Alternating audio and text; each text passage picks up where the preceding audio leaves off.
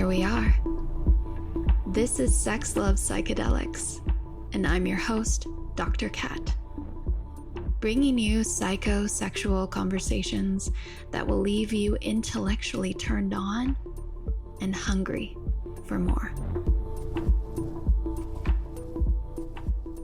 I remember when in my first foray into this, like 5-6 years ago, I felt the pressure to date somebody just because my partner was dating somebody, and he was so much faster about finding lovers and people to get into relationships. And I'm a lot slower.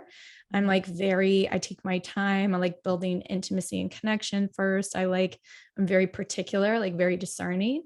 And I had a lot of pressure on myself that I put on myself to try to keep up, so to say, to be the perfect poly partner, quote unquote. Yeah.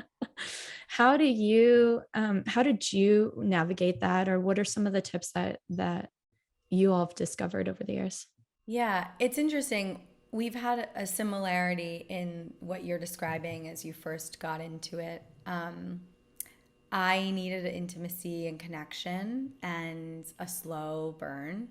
And my husband was way more into more casual, encounters, like maybe vacation, maybe a couple dates, or maybe sort of even just like hookups. And he didn't really want to develop relationships. He was much more like, this is my outlet, and I have a ton of responsibility in my life, and my commitment and my connection is to you.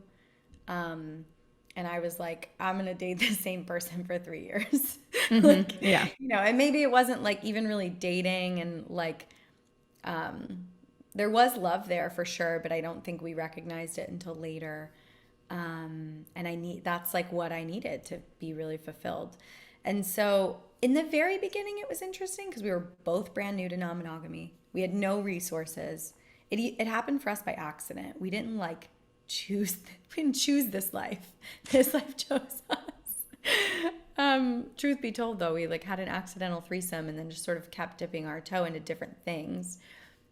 It was never a conversation of let's open our marriage. It just happened. So I think in the very beginning, it was harder for me to understand that that's his style and preference, and it's okay. And it was because I had a problem with casual sex, and I had a very low I had low self-confidence, period, when we met and got married. I literally didn't know my sexuality as a woman until 2 years into our marriage. And it was really born out of the safety and security with him to then go and explore.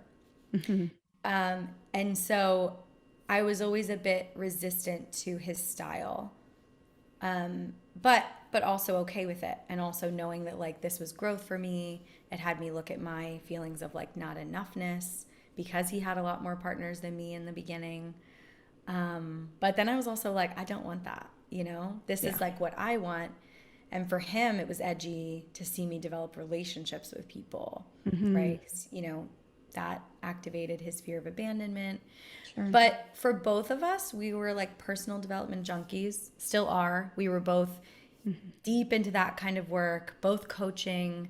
So we were this is a lot of growth for us, and we're here for it. We weren't oh, we can't do it because. I was I don't like it, and I'm going to look at why. So I'm really grateful that we started sort of that path with each other right before we got into our first sort of sexual adventure and play. Because without that foundation, I think it would have been really hard for us to Sure. see these differences, not just for what they were, differences in preferences, but all wrapped up in this monogamy culture that we were both born into. It was just a ton of questioning. And so I'm happy that we looked at everything through a personal development lens, because we were okay, I don't like it, but we're still going to do it because it's helping me grow.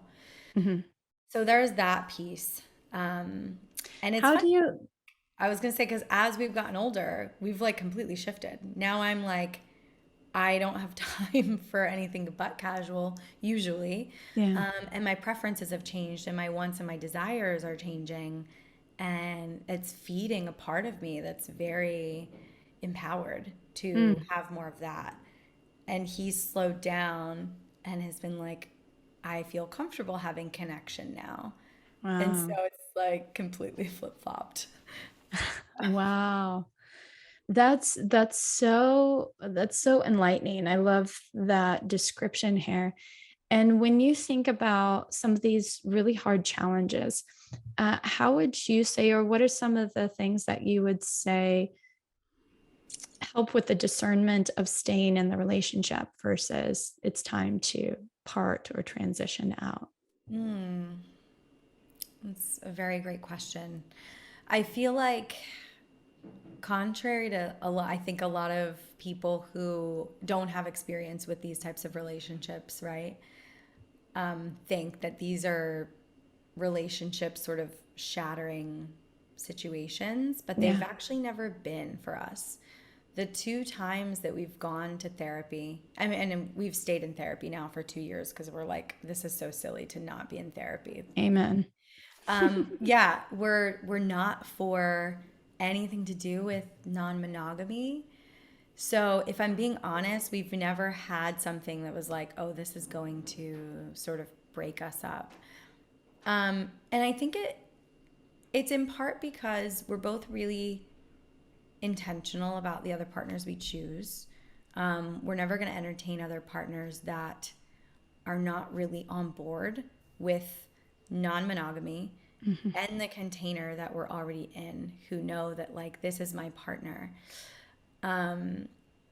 And so I've never come against something that feels like a relationship sort of altering or shattering outside partnership or even internal partnership, because they're always very generative, even if like they never meet my partners. So I feel like I'm not a great person for that question because I've never had it. We've Mm. always had really great other partners. And the moment that I'm like, oh, this person thinks there's something wrong with my marriage and that's why I want to sleep with them, I'm like, no, because I know that I'm like very solid and strong minded, but other people have really powerful energy. I Mhm. don't want to Yes. invite that in. And it's also just feels out of alignment for me. I'm like, no, you want to meet my husband? Let's have a threesome. Like, so, Yeah. but I think for other people, just like in my experience and working with a lot of other clients and people who do come up against these. Maybe they've been in a relationship for a really long time and they're like, the connection between us is lost. We always check in with that. And when we were younger, we wouldn't really play with other people unless we felt like our connection was in a really solid place. So that neither of us were ever doing it out of like, oh, I'm feeling like I'm not 100% with you, so I'm going to go do this to sort of feed the need that I want met from you, which Mhm. is kind of a tricky thing because as I feel like people who are into non-monogamy or practicing like non-monogamy or polyamory, we're like, oh, we get our needs met from different places. It's important to notice if you actually want a need met from your partner, that you're going to go get it met somewhere else, because I think that can also breed resentment and that can lead to something Mm. that feels like, oh, we shouldn't be together. So it's important to notice, like, do you want all these sexual desires met from your partner that you're currently with? Or do you want them all met from one person, and for these to be sort of supplemental to really understand like what you want? I'm going on a bit of a tangent here, but I This is think that important. a lot of times we'll have people feeling like, oh, this partnership isn't working for me anymore, Yeah. so I need to leave it. And that's really unfortunate because a lot of times people leave really incredible partnerships when they can simply look at the whole picture or the whole Mhm. plate and say, like, I can get my spinach over here and still feel really delighted and connected and fulfilled by this partner that I have been with or that was with before. I think the time that you can look at it and, as you said, like use discernment of when a partnership might be finished or closing, for me would be when two people don't have the same goals. or the same sort of vision for the relationship, and have like a really common, or a really solid understanding of like, here's how you feel loved from me, how I feel loved from you, how we're going to show up for each other, and this is like what we work towards together. So I feel like when you don't have that, and sometimes people lose it and you can get it back, beautiful. But if there's a place where you're like, we just want really different things, and we're not going to play a big role in meeting each other's needs any longer, then that's the time to think about ending a container, because you can cause a lot more harm, right, than good in like dragging something like that on. Well, that was fun. Thanks for tuning in, lovers. And if you want to experience more ecstasy and sexual liberation, head over to sexlovepsychedelics.com and learn about how you can join me for any one of my online or live events. And while you're there, grab my free guide on sex and psychedelics. Remember, this podcast is for entertainment and educational purposes only. Please contact your healthcare provider and local law before pursuing any of the products or psychedelics discussed. And one final note here. I make this show specifically for you. If you're loving the show, then be sure to leave me a review in iTunes or Spotify to let me know. Happy to be here and happy to serve. I'll see you next time on Sex Love Psychedelics.